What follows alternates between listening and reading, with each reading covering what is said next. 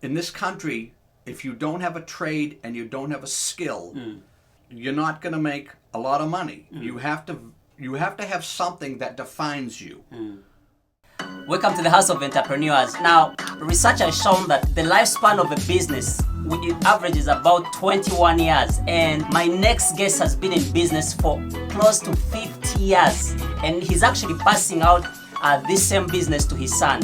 Talk about legacy. And so today I'm so excited about this opportunity to chat with him and get some nuggets from him about how does someone stay relevant in business. And so let's get into it.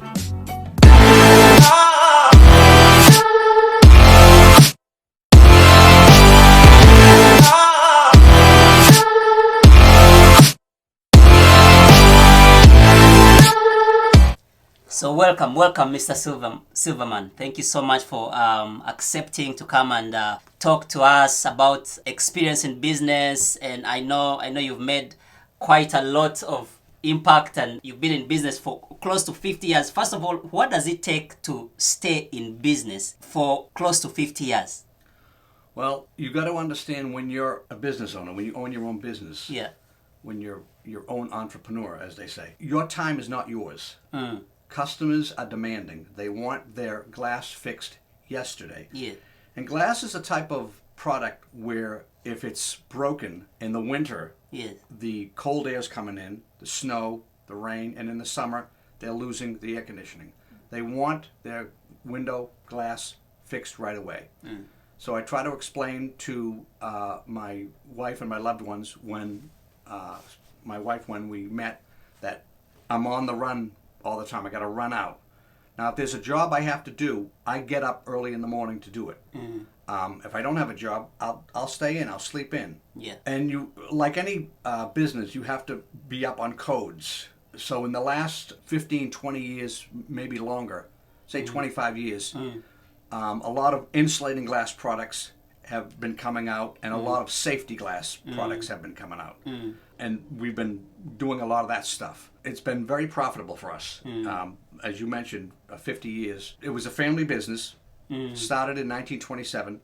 Oh, wow. Yeah. There were, out of the family, there were 5 brothers, and 4 brothers went into, three more brothers, including myself, which is 4, went into the contract glazing business. I'm the youngest of 9, so I was the last one. At times, I didn't enjoy much of it. I think that were times when I didn't have the common sense to wear gloves, and maybe I got cut and I didn't like it. But I learned to like it, learned to appreciate it. And the thing I like about it a lot is not many people can do what I do. And not many people want to do what I do because of a fear that they're going to get cut. So getting back to your original question, which was, how did you stay close to 50 years in business? And by the way, this is, you said the business started in 1926, and then you took over it. How have you managed to stay close to 50 years in business? Well, 1927 is when my uncle started it. Okay. And then he went into the Great War, World War II, and then my father took it over. When my uncle came back from overseas, the Europe Theater, which is where he was fighting, he didn't want the glass business, so my father kept it. My father was from a line of 5 or 6 brothers.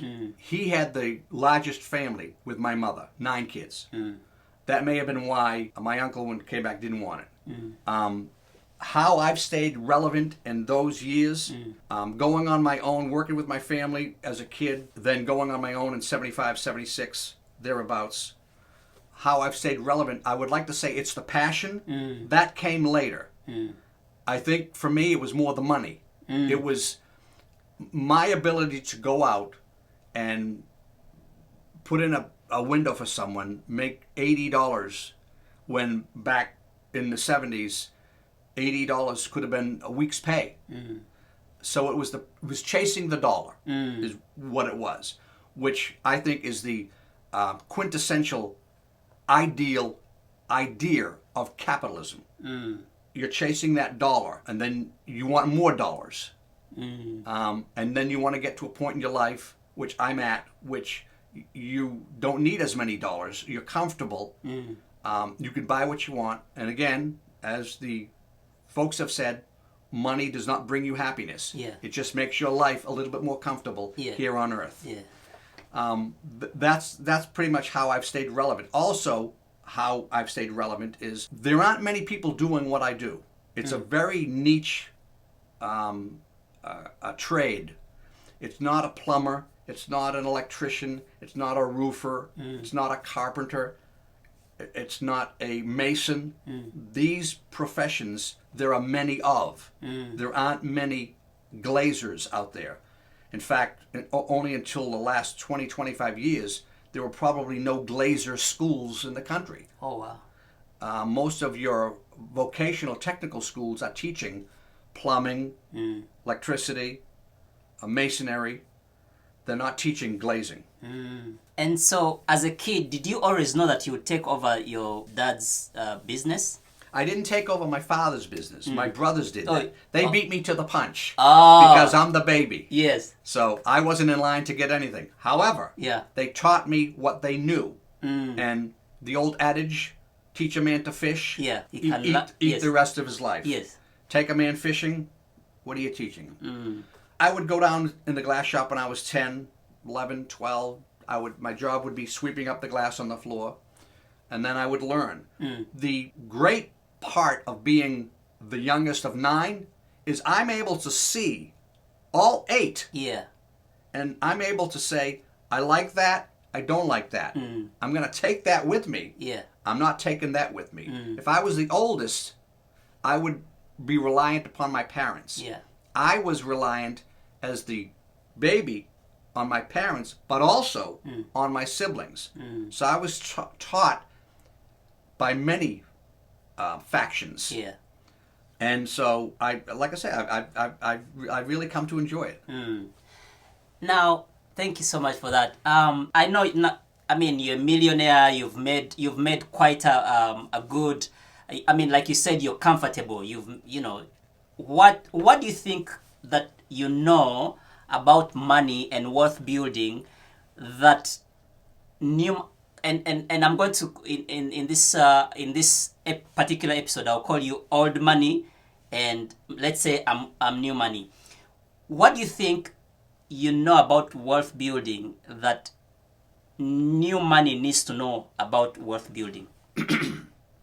What has helped me a lot is I've had a trade. I have a skill. In this country, if you don't have a trade and you don't have a skill, then you're at the mercy of maybe working in Walmart or Target, McDonald's. You're not going to make a lot of money. You have to have something that defines you. A lot of times when I call up someone that I think that they may not know who I am, I'll say, hello, it's David, the glass man. Do you remember me? Yeah. Because they remember me. They see my face, and they remember me as, that's the glass man. That's what he does. Yeah. So if you had a friend who's a plumber, I'm going to call Jimmy the plumber. Yeah. Right? You don't say Jimmy, you say Jimmy the plumber. That's how you make money. That's one of the ways in which you make money in this country. There are other ways, but that's one. If you have a trade or a skill, you're sought after. People want your services. And a lot of them will pay you what you're asking for. Are there customers that bicker? Of course there are. That's natural. Yeah. But for the most part, most of them, especially the well-educated or the businesses that I go to, $300, $600, just do it. Get it done. Yeah. I have customers coming in here. I need this fixed. And you just get it done. Making money is one thing. Then what do you do with the money? Warren Buffett, the book I'm reading about Warren Buffett, one of the ways in which he became worth $100 billion is when he was starting out, he said to his wife Susie, how much do you need to run the family? This was in the 60s and the 70s. And she said, I need $12,000 a year. So he gave her $12,000 to run the family. Almost every profit he made from either earnings or a dividend in a stock, he plowed back into the business. And by the time he was 30, he was a millionaire. Yeah. So what I'm saying is, in order to get to that point, you have to sacrifice in the beginning. I rarely with my family, went on a trip, a week's trip. Yeah. Because my thought was, if I went on a week's trip, 2 weeks trip, it's going to cost money and I might lose a customer. I mean, took my family to Disney World once, maybe twice. So I kind of kept my customers close to my breast because I didn't want to lose them. And when they called, I ran. I got to go. Karen, I'll be back. I got to go. And she very well understood, very well supportive. And that gets back to a support plan. You have to have people around you that want to see you succeed, want to help you succeed, make you succeed. You have to surround yourself, as the old adage says, with eagles, not turkeys. Yeah. So when you look at the current generation that we're in and compare it to back then in the 70s when you were starting your business, which times do you think are a bit of an advantage to make money? Is it like back then or now? You have your generation, and the generation coming up has an enormous ability to make money. You have the internet. You have YouTube. Yeah. There is a site on the internet that I recently found out where you could sell t-shirts, and you don't even have to own the t-shirts. You find a t-shirt wholesaler or supplier. Yeah. You work with them. The person placing the order on the internet, the order goes to the factory. The factory ships out the t-shirt. You get a check, or you get an electronic payment sent to your checking account. We didn't have any of that. I said to my son the other day, when he was trying to find a job site, so he takes his iPhone, punches it in, and he's there. The iPhone tells him, I had a book this thick in my truck. I had to open up the book, find the street, and then I had to still find the street while I was driving. Your generation has a lot more opportunity than my generation has. With technology, it has advanced so far. Look at just what you're doing here. You have an entrepreneur show. You're educating people. You're hopefully, well, not hopefully, I know it'll pay off for you. Something I would never have thought of doing back in the 70s. Well, I couldn't do because the internet wasn't there. Yeah. And so how have you stayed innovating for all these years? Like I said, usually businesses that the research has shown lifespan is about 20 years. So how have you innovated in your sector to stay relevant and up to now? Well, the industry has helped me to do that. The industry has morphed itself into a single pane window glass in an old wooden sash to insulating glass. So the industry has said to me, David, you can't sell single pane window glass anymore. You have to sell insulating glass. Now, when you're selling insulating glass, do you want to offer low E? Do you want to offer argon filled? These are add-ons to products that I sell. So the industry has corralled me, brought me to where I need to be. How I've stayed relevant is, again, getting back to what I've said earlier, there aren't many people doing what I do. So I guess my answer to that is, when I started out, I hustled, I ran out of the house, I did the job, I came home. Now, I may have had the rest of the day to myself, which I love, but it's like on the shampoo bottle, rinse and repeat. So I do it again, and I do it again, and I do it again. I did it when I was in my 20s, I did it when I'm in my 30s, and I still do the same thing when I'm in my mid-60s. I'm blessed because God has given me good health. A lot of people say there are two things in life that are precious. Health and time. Mark Cuban, the entrepreneur, his thing is time. That's why he bought a jet, so he can get to where he needs to go. To him, time is the most valuable, important thing in life. For me, it's health. But I can understand what he's saying with time. So what do you think are like the three or maybe two or three most important qualities that someone should have if they're getting into business or entrepreneurship? Well, you have to be as honest as you can. Don't promise a client or a customer something that you cannot deliver. Sometimes it can hurt their feelings. If you're being honest, you got to be honest. Whether you're hurting their feelings or not, you have to be honest. Yeah. You got to hustle. You got to be available on other people's time. It's not your time. It's their time. And a lot of people would say to me, you work for yourself. You really have no boss. Every one of my customers is my boss. Now, Yeah. I can say, you're my boss for the day. Yeah. Or you're my boss for 2 hours. Or you're my boss until you call me again. But you're not my boss 24/7. But the idea is every potential customer was my boss. Customers are like people. You know how to talk to them. Yeah. You know what words to say, what words not to say. You get attached to some customers. How do you deal then yeah, you have to be honest, and so you have to be attached. Any other You have to be on call. You have to be available. You have to be honest. Yeah. You have to be... customers like it when you save them money.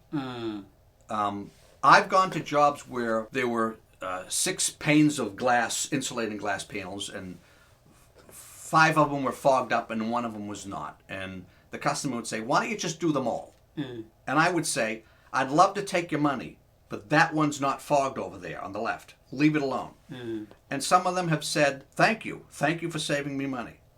And some of them have said, yeah, but that one is as old as the others, and that might fog up soon, so why don't you just do them all? Yeah. I don't necessarily say to them, do them all, because that one's gonna go. I'll let them make that decision. Maybe we could just transition a bit, and I know you're also into stocks and real estate, on top of your business. If you don't mind, teach us, the game of stock of stock, either stock trading or stocks. Like, what should someone be looking at if they want to get into stocks? Investing in stocks depends upon a person's age. If you're 65, 70, 75, 80, chances are you want dividend growing stocks. You don't want any of your capital to go lost someplace. I don't follow that motto. I'm in growth stocks because although I'm 64, I still feel like I got a little more gas in the tank. Yeah. To me, there's no secret in the stock market. All you have to do is find great companies, and again, Warren Buffett mentions that. Find great companies and buy them. And when they go down, buy them again. And when they go down, buy them again. Great companies, Apple, Microsoft, NVIDIA. These companies, time and time, have shown to surpass their earnings estimates. Some of them may have dividends, some of them may not have dividends. Warren Buffett's a big fan of Apple. Another approach I take in my research is I try to find out what the big boys are buying. So to me, if Warren Buffett is buying Apple, maybe he's got something. Yeah. Who am I to say Apple's no good? Yeah. So maybe I'll piggyback. I'll piggyback upon his choice of Apple, and I'll buy some of that. And the other question was real estate. Yeah, real estate. Real estate, like stocks, the old adage is buy low, sell high. In real estate, it's location, location, location. In stocks, it's price, price, price. In real estate, I would not buy anything in a hot market. I just won't do it. Even if I had the money, I still wouldn't do it. Because in a hot market, real estate as an investment, like anything else, goes up and it comes down. It's like a yo-yo. It's the same with stocks. I've bought real estate at its low, and I bought real estate at its high. And the only way that you can garner a fine profit from real estate at its high is over time. But if you buy it at its low, it is over time, but not as long. If you bought something for 80 and then it went to 60, Now you got to wait for that to get back to 80.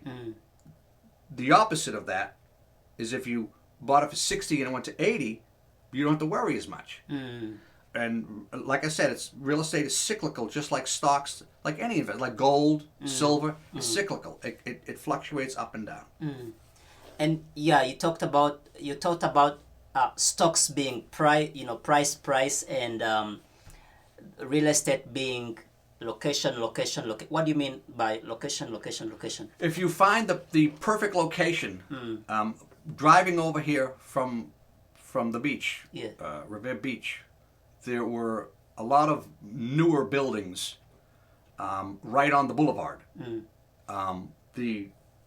The majority, the way in which they were building them so that the view was facing the ocean. Again, location. Now, they can command a higher price for rentals and a higher price for sales. If you picked that building up and moved it a quarter of a mile inward, it would not generate as much income. Location. You have location. Location would be like Newbury Street in Boston, Fifth Avenue in New York, the Miracle Mile in Chicago. Location. So that means, the better the location, the more money, chances are the more money you're going to make when you go to sell the property. And more money you will make in rentals. So you're making more money monthly in rentals, and you're making a larger capital appreciation in the end. What's your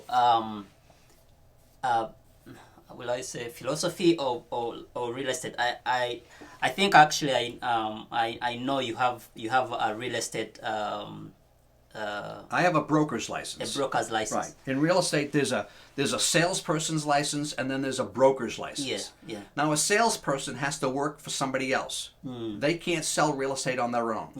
A broker can sell real estate on his or her own, and I can employ other people to work under me.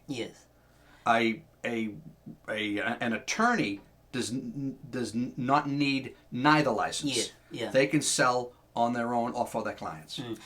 So what would you rather? Is it get real estate for like rentals or just buying and selling? I like rentals. Okay. And the reason why I like rentals is because Mr. Wonderful on Shark Tanks loves cash flow. Yes. And I love cash flow. So I love to go to my mailbox in my slippers, open the mailbox up, and there's a check in there. The reverse of that is you have to be a landlord. So when they call you and the toilet does not work, it's stuffed up with something, you have to fix it. Or you have to know, there's a new term that I got from a buddy of mine.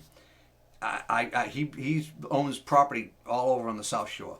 And he said, how do you like being a landlord? And he said, I'm really not a landlord anymore. I'm a check lord.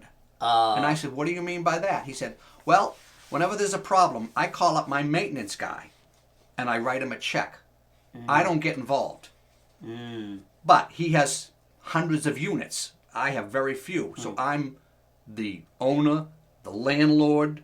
I wear all the hats.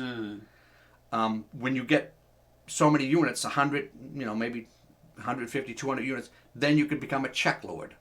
You just write a check to get rid of your problems. Oh, someone to fix them. Someone else to fix it. Yeah. And I like how you've alluded to the fact of cash flow. I love cash flow. Yeah. Who wouldn't love cash flow? Everybody loves cash flow. So it's passive investment if you think about it. Yeah. It's you're getting a check every month, and the only time that you work on the property usually is when a tenant moves out.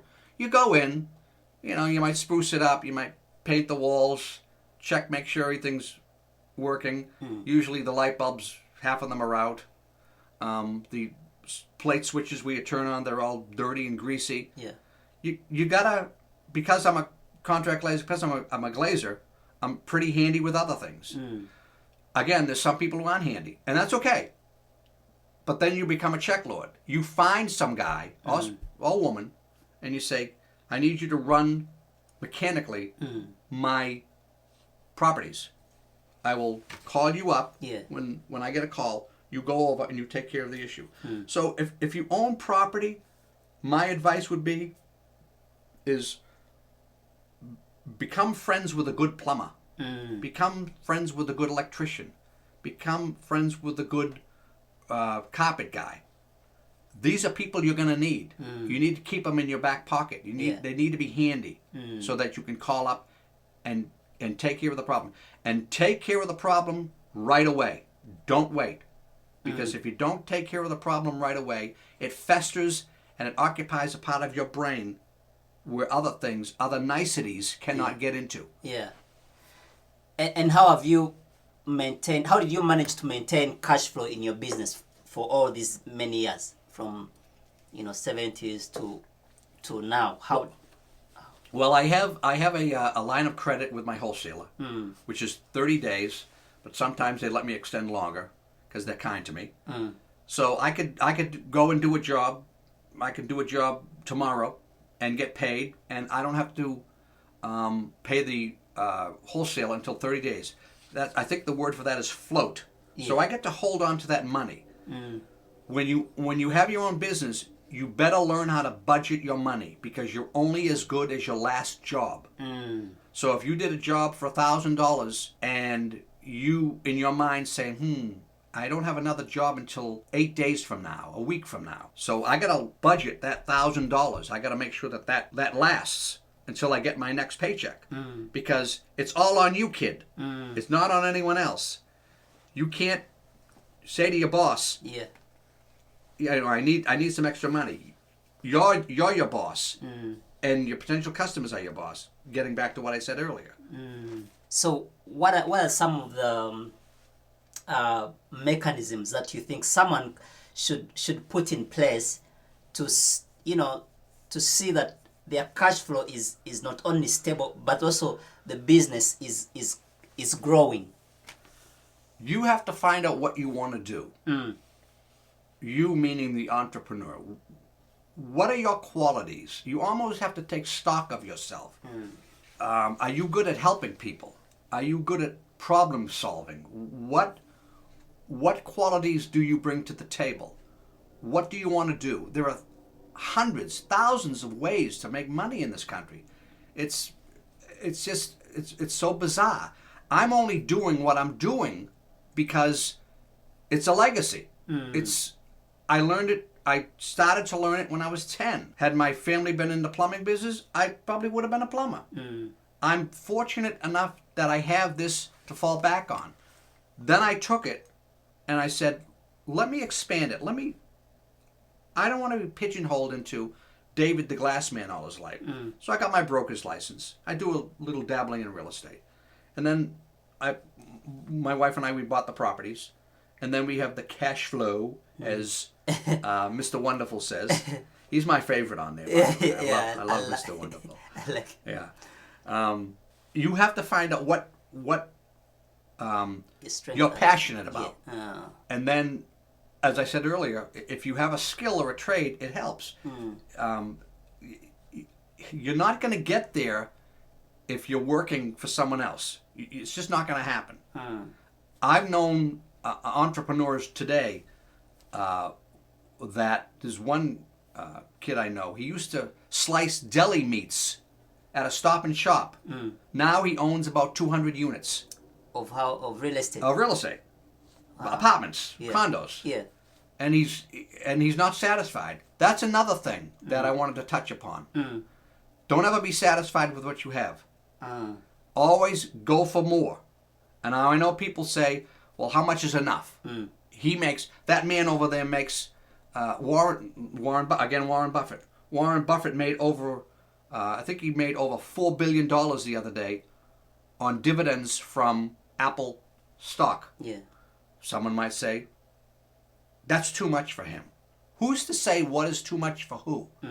If he used his intelligence legally Yeah. to get where he's at, that he's entitled to that money. What do you think is required? And I have a show that is coming up that I will be talking about this, but I want to hear from you what you think about it. What do you think is required to be a successful entrepreneur, to be either an employer or employee? Is it having a high IQ or a high EQ, emotional intelligence, which you would call street smart versus book smart? Well, I'm a street smart guy. Larry Bird used to die for balls, the basketball player. He used to die for them. And he couldn't understand why other basketball players wouldn't die for them. These are things that made Larry Bird Larry Bird. Little things like this that didn't require a high IQ, just a hustle. Yeah. I'm from a tradition of hustle. In stock, in real estate, these are not the trades. These are not professions where you need a high IQ. I think what you need more than a high IQ is desire, is will, is I want to be that. I want to do this. I don't want to work for someone anymore. I don't want to. A lot of people go on their own because they don't like working with other people. That's one of the things I enjoy, is my ability to, as I say, work with different bosses. So I'll have one boss, then I'll go to the next job, I'll have another boss. Yeah. So I'm able to say, oh, I'm going over to Charlie's house. Oh, he's a nice guy. Yeah, now I got to go see Harry. Harry always gives me trouble. Yeah. But then I leave Harry. Yeah. And to his own accord, I fix his window, he pays me, I leave him, and then I go find another customer that I like. You have to have desire. You have to want it, and you have to sacrifice. Sacrifice is a big thing. I still make my own coffee at home. Yeah. The other day I went to a coffee house around where I work in Dorchester, and I paid $4 for coffee. It was a lot of money. Coffee was good, but I wanted to see the restaurant. I wanted to scope it out because it's around near where my building is. So I wanted to see how that area is coming up, like a survey, my own survey. Yeah. But I make my own coffee at home. I make it, and then I put it in a carafe, and I'll pour it in a cup, and I'll heat it up in a microwave for the next 2 or 3 days. No, young kids are not going to do that. They're going to go to Starbucks, and they're going to drop $30 for a cup of coffee. Yeah. Well, there's where your money's going. Save your money. Save your pennies, as they say. Remember what Andrew Carnegie once said: watch your costs, and the profits will take care of themselves. I mean, you've touched on something that I want you to help me understand this, because you said you bought a cup of coffee for $4, and you said it's a lot of money, and then you said their coffee budget for a month is like way up there, right? Yes. I mean, you're a millionaire. It's not that you can't afford a $30. You've made boatloads of money. You're a millionaire, but you've chosen to live so simple. What's that about with old money versus what the new money is spending on $30 on a cup of coffee? Or tell me the philosophy behind that. I don't know if new money knows. I don't know if new money thinks they're going to be around tomorrow. I don't think that they can see 10 or 20 years. Because sometimes if I talk to my children, I say, if you put your money in this stock, and in 10 or 20 years you'll have this amount of money. If you put 100 in now, you'll have 1,000 then. They can't comprehend 10, 20 years from now. To them, it's a lot of money. My life has gone by so fast. Yeah. There are millionaires that still have their breakfast at home. They don't go out. Yeah. They don't go out and get their breakfast. There are millionaires that go to McDonald's and get a sausage egg McMuffin and a cup of coffee. I went to Market Basket today. I got a donut and a cup of coffee for $2.50. Where can you get a donut and a 16-ounce cup of coffee for $2.50? So I try to live a modest life. I have a few things I buy, but I try to live a modest. I'm not extravagant. I like to dress like, look at that guy. I love it when people say, look at that guy over there. Look at how he dresses. You know he's worth $10 million? Yeah. You just don't know. Younger generations, I think one of the things is they can't see in the future. They may not want to see in the future, and they want it now. They want everything now. Yeah. So what? I don't mind waiting. What I'm hearing you say is there should be some delayed gratification. Oh, absolutely. You have to put all your eggs back in the basket. You can't spend them all. Someone gives you you do a job for someone. It's $1,000. You pay for your supplies $500, and you get $500. You think that $500 is yours. No, you got to put that back into the business. You might have to do some advertisement. You might have to do this. You might have to do that. And then that will grow your business further as you get along.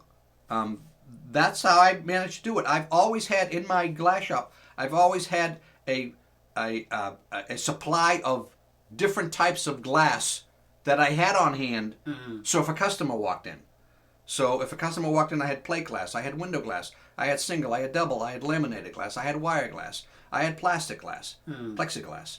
I kept a modicum, so I would always keep stocked. I didn't say, oh, I have $500, let's go to Encore.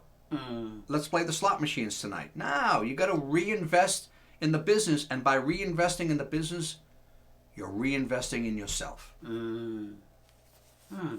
That's good. That's good. I get what you're saying, that new money should look ahead and have some bit of delayed gratification. I know you talked about work-life balance, which in a way you said you are always on the move. I want you to help me again, talk about it on how you managed to run a business and grow a business, but also you take care of your family. I'm very blessed to have a wonderful support system in my wife and my children. My wife, like I say, understands the business environment. She knows that I have to go out. I have to satisfy my customers. I said to my daughter recently, I said, you have to put your customers first. And she said, no, you got to put your wife first and your children first. What I meant by that is, of course you're going to put your wife and your children first. That goes without saying. Yeah. But what I'm saying is, you have to put your customers' needs before your needs. Again, when they call you, you have to go out. You have to service them. And when you lose that desire, when you get fat and happy and lazy, and you no longer want to deal with customers, it's over. Call it a day and get rid of the company.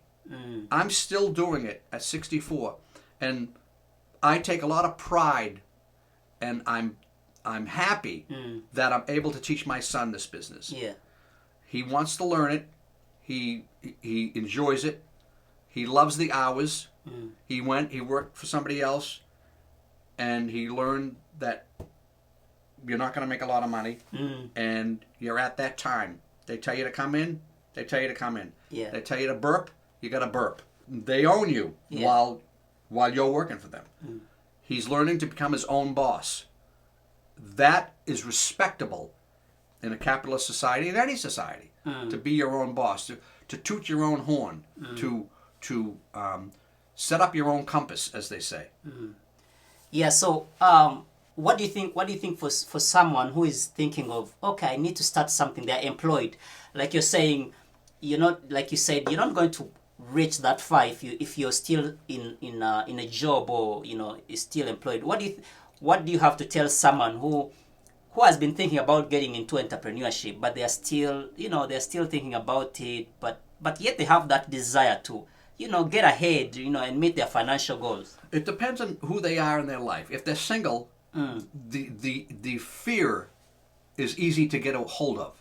If you're married and you have 3 children, and the children are reliant upon your paycheck, then for you to leave your job, to become an entrepreneur, to go on your own, the fear is higher. Yeah. Because you have mouths to feed, not just yours now. You have 3 children. If the wife's working, that's great. Young entrepreneurs, usually married young entrepreneurs, both partners are working today. I was fortunate when my wife could stay home and I did all the hard work. But her work was harder. Yeah. Raising 3 children was harder than what I was doing, because when I was out doing the glass work, I could stop off somewhere and grab something, grab a sandwich, something to eat. She was there at home with the babies. So some of it's fear. It's fear that if I leave my job and try to go on my own, I might fail. Okay, so you fail. So you try again. Most of us learn what we learn through failure. We don't learn it by opening up a book and reading a book. Failure is some of the best ways to learn things. Warren Buffett failed at a number of businesses. He bought a textile mill down in New Bedford called Berkshire Hathaway. That didn't make any money for him, but he didn't give up. He didn't give up, and then he went on to buy other companies. One of his big profits was See's Candy in California. So it depends on who you are. If you're single, it's easy. If you're married with children, it's a little harder, because, again, where's the money going to come in until your business takes off? And in a lot of businesses, they usually recommend putting all the money back into the business. For instance, the transportation company Uber. Uber will be profitable this year. I think towards the end of the year, it'll finally be profitable. But look how long it took for Uber to be profitable. Yeah. So all the money it made, it threw back into the company, into the corporation, to make it grow.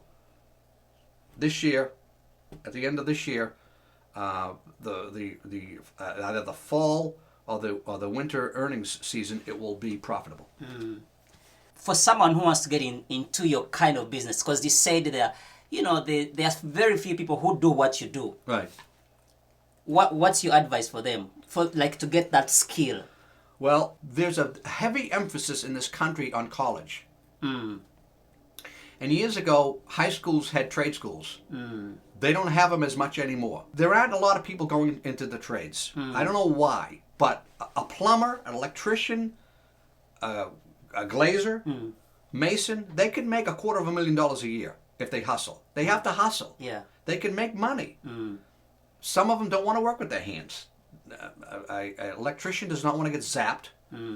A plumber does not want to deal with, what's in the toilet. Yeah. A glazer does not want to get cut. In my profession, I got cut twice. I fell off a ladder twice. But I bounced back. You have to bounce back. Otherwise, you lose. Yeah. Young kids today, I think a lot of them think college is the answer. And I'm not convinced of that. Yeah. The only thing I am convinced of, after college, you come out, you have $100,000 plus in debt, then what do? You go to work, and you're lucky if they pay you $30,000, $40,000 a year. Unless you go for something specific, there's so much money being made in the tech world, you know that. Yeah. Again, I'm doing what I am doing because it's a family business. And early on, I wasn't crazy about it, but I grew to love it, and I embrace it, and I love it now. What do you think? And I love one more thing, and I love what it has been able to get from me. So you take something that you may not like in the beginning, and then you buy something else that you do like. So I might like real estate as much or maybe more than I like contract glazing. So I took the funds from contract glazing and I would go and buy real estate. So now I like real estate. So when I retire and I give the business to my son, I can do the real estate. Because, again, it's passive income. Yeah. It's cash flow coming in, tenant moves out, you go in, you clean house, maybe a couple of days, a week, and then you get a new tenant. Rinse, repeat, same cycle. And then the beauty of real estate, as everyone knows, your mortgages get paid off, but your rents increase. When I bought my first investment property, the rent was $800 a month. Now that same property, it's $1,300 a month. Yeah. And there's no mortgage. What do you think is the and maybe this is our last question. What do you think is the most rewarding moment or achievement in your business career? On a personal note, it's the ability to say to my children when they come to visit me, "Do you need any money?" 9 times out of 10 they'll say no. But my ability to throw them $100 if they need it, I'm proud of that. Again, money does not bring you happiness. Yeah. It just makes your life here a little bit more easier when you can afford these things. Happiness, the things that I enjoyed is having my wife stay home, taking care of the family, the children, myself, herself, not worrying about whether I can afford a vehicle, things that make your life comfortable. Everyone wants to be comfortable. Yeah. Everyone wants to go on their trips. Everyone wants a decent automobile. Everyone wants to take care of their mother. The basketball player, Shaq, his desire was to take care of his mother. And his mother kept saying to him, this basketball is gonna end. What are you gonna do? He pushed her to get his doctorate, his master's, and then his doctorate. And afterwards he saw that. He understood that. So the ability to enhance your life, your wife's life, your children, or your family's life. That's what brings me happiness. Well, I want to really thank you so much, Mr. Silverman, for coming, and I really enjoyed the wisdom that you've been giving us, and I hope my viewers have picked one or two nuggets on just business in general. And I think we are better right now. We are better equipped to go and run our businesses, or even get into into the entrepreneurial space for those that are thinking about it. So thank you so much. Thank you. I enjoyed it as much as you, if not better. Thank you so much. Thank you. Thank you. Thank you guys so much for watching. Now, let me encourage you to hit that subscribe button, and I'll see you in the next show. Thank you so much.